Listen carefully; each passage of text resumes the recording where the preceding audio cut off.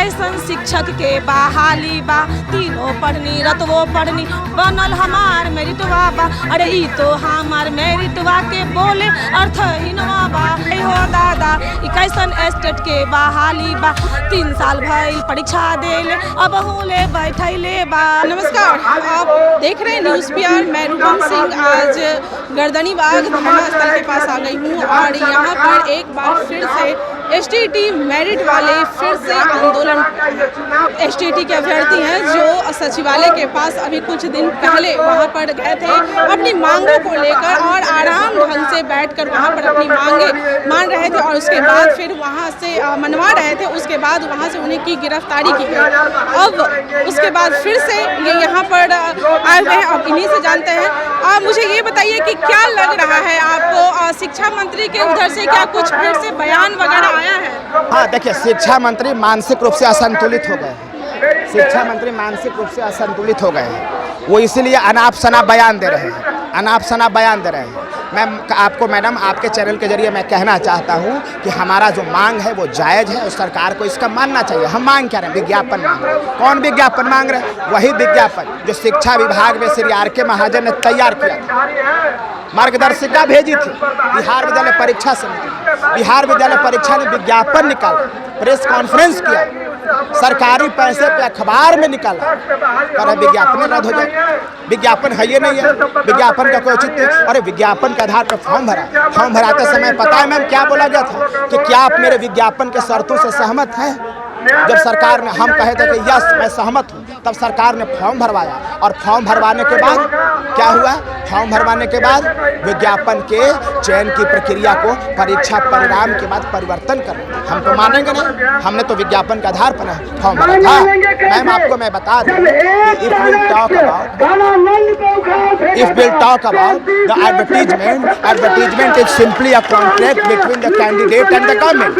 So how can you change the advertisement just after the declaration of final result? This is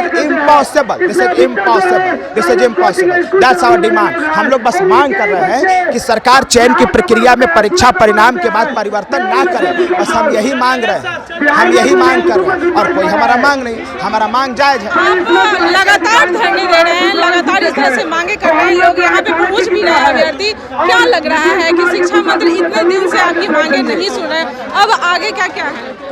आगे हमारा बस हम सामूहिक आत्मदाह हम करेंगे, विधानसभा में घुस के, सचिवालय में घुस के, माननीय शिक्षा मंत्री घुस में। अगर यहाँ भी नहीं हुआ तो माननीय मुख्यमंत्री के दरवाजे पर जाकर के आत्मदाह करेंगे। हम नहीं, हमारी बातें मांगे, हमारी मान मांगे सरकार, और उसके अलावा सरकार के पास कोई विकल्प नहीं, कोई विकल्प। क्यों सरकार इस तरह से कर रही है? बस सरकार असंवैधानिक काम कर रही है। उनको लग रहा है कि हम लोग डांट देंगे, डरा देंगे तो सरकार दब जाएगी, लेकिन हम दबने वाले नहीं हैं, हम लड़ने वाले हैं। मैं हिंदी, मेरा सब्जेक्ट हिंदी है और मैं मेरिट में हूँ। सरकार को कुछ जो लेडीज है वो घर में बैठी हुई है, वो सोचती हैं कि मेरा सब्जेक्ट सेफ है। अरे उसे ये नहीं पता जो हमारी सरकार है, हमारे जो शिक्षा मंत्री है वो अंधे गूंगे बिना मेरिट्स के वो आए हैं, उन्हें मेरिट्स का महत्व नहीं पता।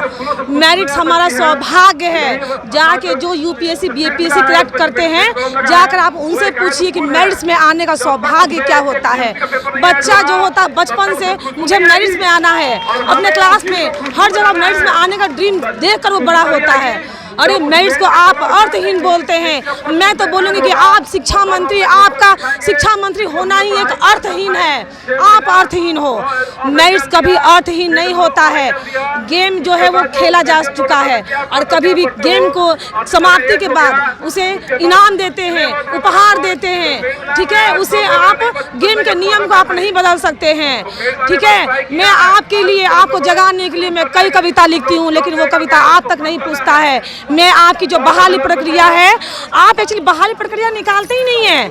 आप दिखाते हैं, जो हमने जनता है जो फॉलो नहीं करती है कि शिक्षा की क्या स्थिति, आप दिखाते हैं कि मैं बिहार के लिए कितना बड़ा बड़ा काम कर रहा हूँ। मैं तो क्या बोलता, मैं तो रोजगार पर रोजगार निकाल रहा हूँ, लेकिन आप तो बहुत बड़े रोजगार फंसाऊ नेता हैं।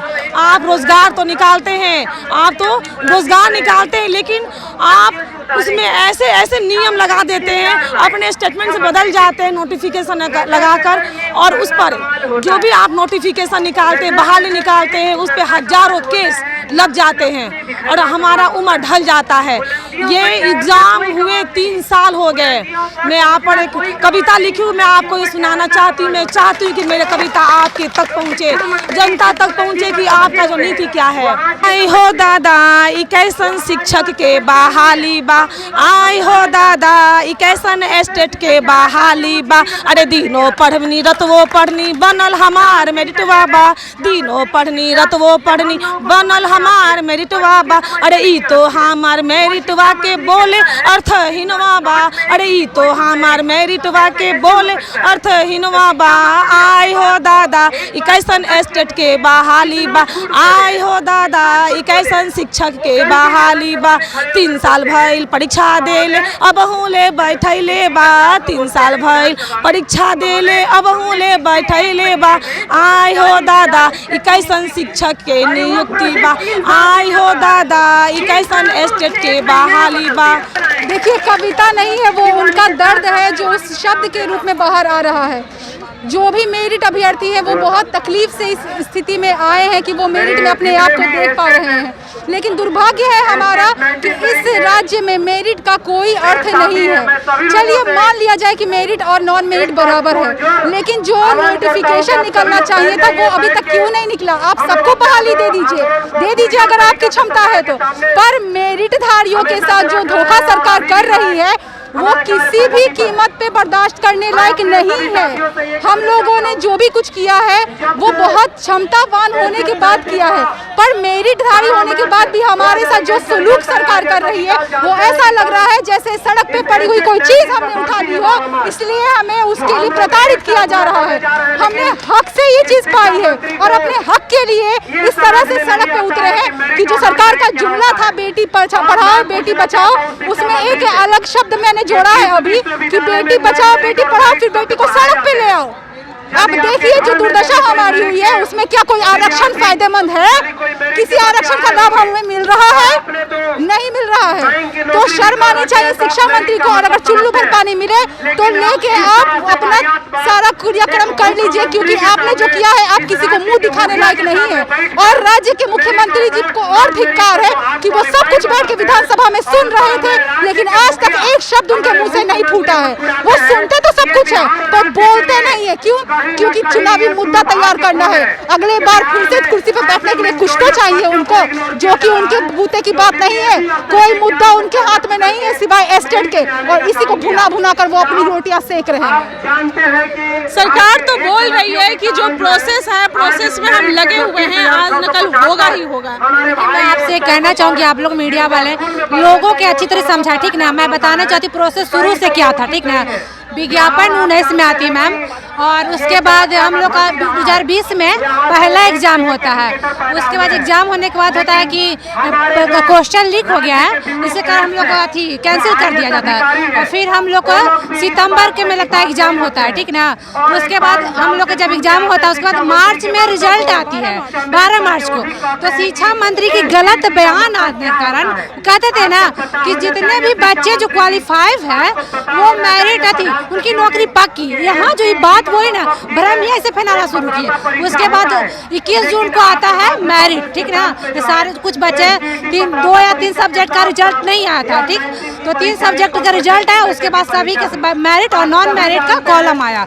जब नॉन मेरिट का जब आया, बच्चे लोग क्या किए, अगले दिन आंदोलन कर दिए कि हम लोग भी मेरिट में ही हैं। और उसके बाद शिक्षा मंत्री एक लेटर निकालती है 26 जून को, कहते हैं मेरिट और नॉन मेरिट कुछ नहीं होता है। और हमारे दुर्भाग्य इस बात पर है मैम कि जो हमारे विपक्ष का नेता भी हैं इस बात को नहीं समझते कि कहते हैं ना विजय कुमार चौधरी की एक पात्रता परीक्षा है, ठीक है पात्रता, बताइए कि इस दुनिया में कहीं भी पात्रता परीक्षा में सीट अति नहीं होता, सीट पहले डिसाइड नहीं होता है, और पहले अगर सीट डिसाइड है तो बताइए, कोई भी वैकेंसी में पहले सीट डिसाइड होती है। एक वैकेंसी था, लेकिन नीचे से एक कॉलम में लिखा हुआ है कि जितने भी बच्चे ऊपर से पास करते नीचे की ओर उनकी मेरिट लगेगी। और बच्चे अब कहते भी जाए कौन चौधरी, एक पात्रता परीक्षा है। और हमारे दुर्भाग्य है कि हमारे विपक्ष का जो राजनेता है वो भी नहीं पूछ पाते हैं कि अगर ये कॉलम का मतलब क्या होता है। मैं कहीं भी राजनीति लोकतंत्र तब खतरे में होता है जब अगर विपक्ष बेहतर नहीं होता है। मैं कहना चाहूँगी खासकर विपक्ष वाले को भी कि आप बातों को समझिए, सही ढंग से लोकतंत्र को ले जाइए।